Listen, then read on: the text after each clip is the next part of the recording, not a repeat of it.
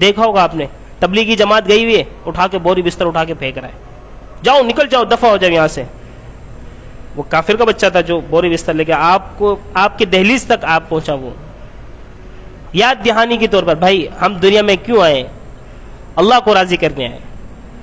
تبلیغی جماعت کی بوری بستر کو اٹھا کر باہر پھینک رہے۔ ومن اظلم، اس شخص سے بڑا ظالم کون ہو سکتا ہے جو لوگوں کو کس سے روکے؟ مساجد سے آنے سے روکے۔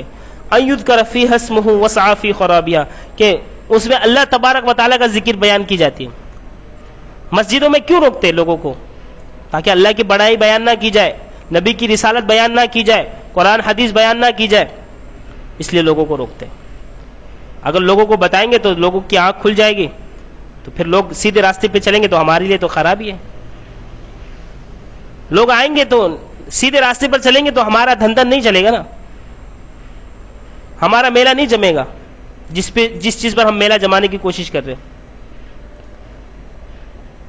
دیکھ لے مزارات بھرے پڑے ہوئے، اس میں کوئی روک ٹوک نہیں ہے، اس میں شیعہ بھی آ جائے کوئی منع نہیں ہے، دیوبندی بھی آ جائے کوئی منع نہیں ہے، بریلوی بھی آ جائے کوئی منع نہیں ہے، اہل حدیث آ جائے، اس میں لکھا ہوا نہیں ہے۔ مزارات میں آپ نے کبھی دیکھا کہ مزارات کے اوپر دروازے کے اوپر لکھا ہوا ہو کہ بھائی یہاں وہابی، دیوبندی اور اہل حدیث، شیعہ، یہ ان کو آنا منع ہے؟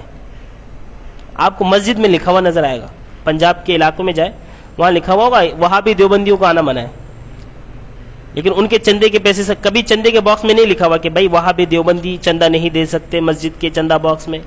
یہ لکھا ہوا نظر آتا ہے آپ کو؟ ہاں، یہ ضرور لکھا ہوا نظر آئے گا کہ یہاں وہابی دیوبندی نہیں آ سکتا۔ سارا مسئلہ کس چیز کا ہے؟ پیسے دو تو صحیح ہے، ہماری بات چلے گی، ہم جو کہیں گے وہ ماننا پڑے گا۔ تم ایکسٹرا مطلب اپنے طرف سے قرآن حدیث بیان کرو گے، ہم نہیں مانیں گے۔ جو ہم نے تماشا لگا کے رکھا ہوا لوگوں کو جس طرف گمراہ کیا ہوا اسی طرف چلو گے تو ہم صحیح ہے۔ وسعی فی خرابیہا، اور وہ کوشش کرتے کہ مسجدوں میں خرابی پیدا کرے۔ کیا کرے؟ مسجدوں میں لوگوں کو آنے سے روکے، خرابی پیدا کرے۔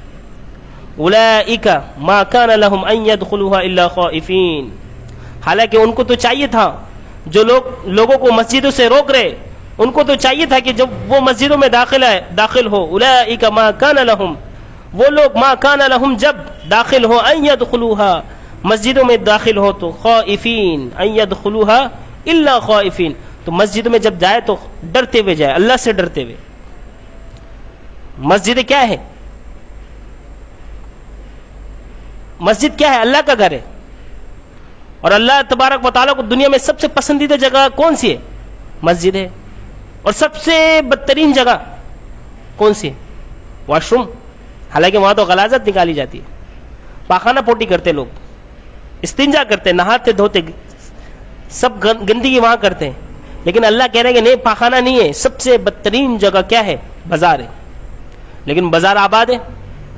آباد ہے کہ نہیں؟ مسجد کیا ہے؟ ویران ہے۔ فجر کی نماز میں کوئی بندہ نہیں ہے، امام صاحب اور مؤذن صاحب اکیلے اکیلے نماز پڑھ رہے اور پیچھے سارے جنات کھڑے ہوئے۔ کبھی دیکھ لیجئے گا فرصت ملے تو، غلطی سے اگر کسی کی آنکھ کھل جائے نا، مسجد میں آ کے دیکھ لیجئے گا، امام اور مؤذن ہوتا ہے اور پیچھے جنات کھڑے ہوئے ہوتے، مزارات بھرے ہوئے، بازار رونق ہے، ہسپتالوں میں رونق لگی ہوئی ہے کہ نہیں؟ کورٹ کچہری میں قدم رکھنے کی جگہ نہیں ہے، رش لگی ہوئی۔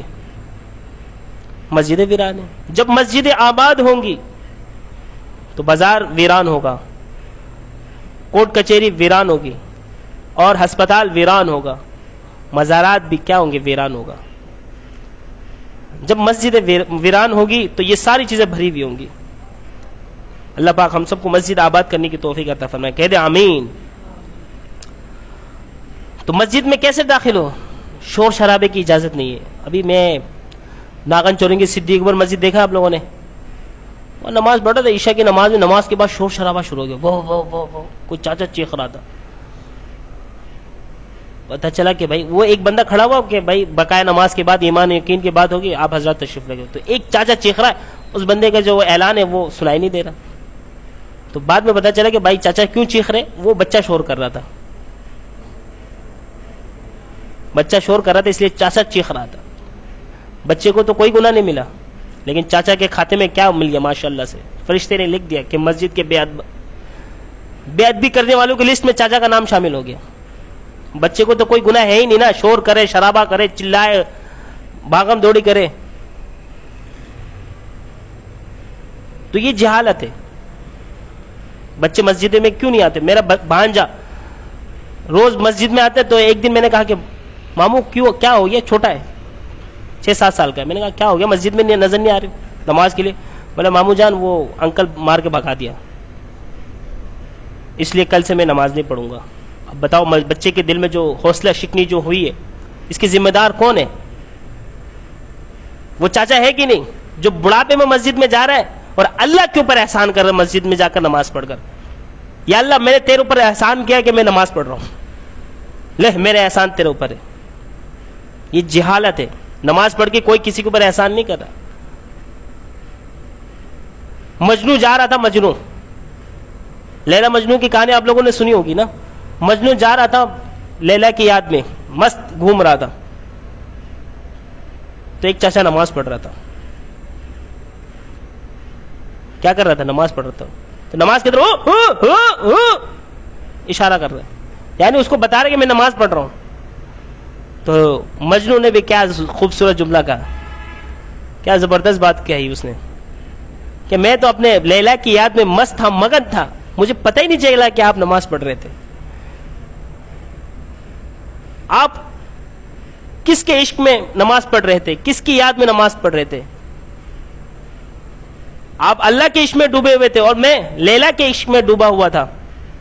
لیکن فرق دیکھے, میں بے دہانی سے آپ کے سامنے سے گزر گیا, مجھے پتہ نہیں چلا کہ آپ نماز پڑھ رہے, لیکن آپ کا عشق اس قدر ہے کہ میں سامنے سے گزر ہوں, آپ کو پتہ چل گیا. تو عشق میں کیا ہے, کمی ہے. آپ کا عشق اللہ سے کامل نہیں ہے, جس بنا پر آپ کو پتہ چل جاتا نماز کے دوران کہ کون آ رہا ہے, کون جا رہا ہے, کون کیا کر رہا ہے, کون کھجا رہا ہے, کون ناک میں انگلی ڈال رہا ہے. بس اوقات بات دے گا کچھ لوگ ناک کے اندر